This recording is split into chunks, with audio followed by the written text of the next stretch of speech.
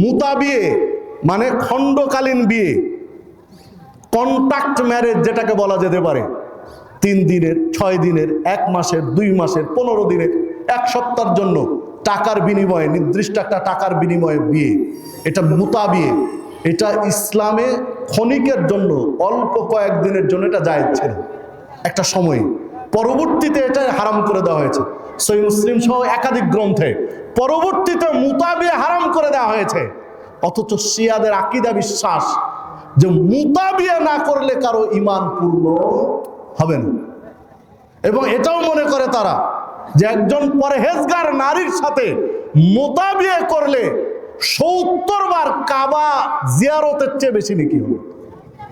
নাউজুবিল্লাহি মিন যালিক। সরাসরি হাদিস বিরোধী তাদের এই চিন্তা যারা লালন করে, তাদেরকে মুসলিম আপনি মনে করতে পারেন না, তাদেরকে হৃদয় স্থান দিতে পারেন না, অথচ হাজার হাজার মানুষ তাদেরকে হৃদয় স্থান দিয়ে বসে আছেন।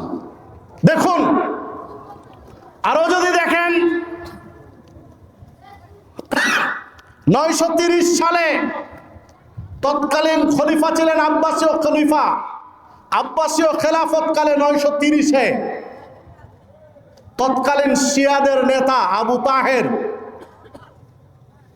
হজ্জের নাম দিয়ে কাবায় ঢুকে 30,000 হাজিকে হত্যা করেছিল। সেই সময় মাতাফ সহ চারিদিকে 30,000 হাজিকে হত্যা করেছে শিয়া।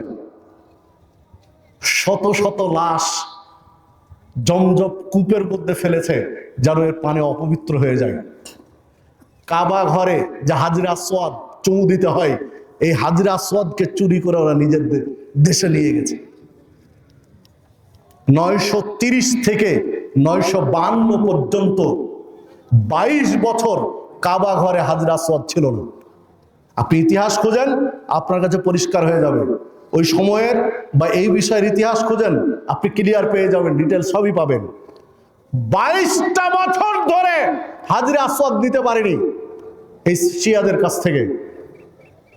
952 সালে এসে আব্বাসীয় তৎকালীন খলিফা শিয়াদের সাথে অনেক বার্গেনিং, অনেক ঝামেলা করে, অনেক টাকা পয়সার বিনিময়ে শেষ পর্যন্ত হাজরে আসওয়াদ 22 বছর পরে পেয়েছে। 23তম বছরে গিয়ে হাজরে আসওয়াদকে আবার নিজ জায়গায় লাগানো হয়েছে। যারা হাজরে আসওয়াদের মতো কাবা ঘরে হাজরে আসওয়াদ চুরি করতে পারে, যারা কাবা ঘরের চারপাশে হাজিদেরকে হত্যা করে, যারা জমজম কূপে লাশ নিক্ষেপ করে পানি অপবিত্র করার চেষ্টা করে, আপনি তাদেরকে মুসলিম মনে করেন। এদেশের হাজার হাজার মুসলিম তাদেরকে মনে করে যে এরাও মুসলিম, এদের বিপ্লব মুসলিম। জি না, আপনি বুঝতে ভুল করেছেন। কারণ তাদের হাত রক্তে রাঙ্গা হাত, মুসলিমদের হত্যা করেছে। লক্ষ লক্ষ মুসলিম ইয়েমেনে হত্যা করেছে, সুন্নি মুসলিম হত্যা করেছে।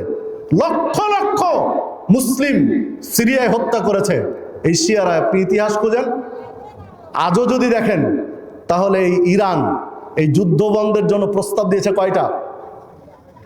10টা প্রস্তাব দিয়েছে। কয়টা প্রস্তাব আছে? 10টা। সবাই মনে করি যে ইসরায়েলের বিরুদ্ধে যুদ্ধ করছে ইরান মানে ফিলিস্তিনকে স্বাধীন করার জন্য। 10টার মধ্যে একটা শর্ত ফিলিস্তিনের পক্ষে নেই, বা ফিলিস্তিনকে নিয়ে, ফিলিস্তিনের নাগরিক নিয়ে, ফিলিস্তিনের স্বাধীনতা নিয়ে, ফিলিস্তিনের গণহত্যার বিচার নিয়ে একটা শর্ত নেই। তাহলে ফিলিস্তিনের পক্ষে তারা কাজ করছে? জি না, কারণ ফিলিস্তিন সুন্নি রাষ্ট্র, ফিলিস্তিনের জনগণ সুন্নি, শিয়া নয়, এই জন্য তারা তার পক্ষে নয়। হ্যাঁ, ইসরায়েলের সাথে কোনো একটা ঝামেলা তাদের বেঁধে গেছে, ওই ঝামেলার জন্য তাদের এই যুদ্ধ হচ্ছে। সম্মানিত উপস্থিতি, দেখুন আরব রাষ্ট্রগুলোর উপর আক্রমণ চালাচ্ছে।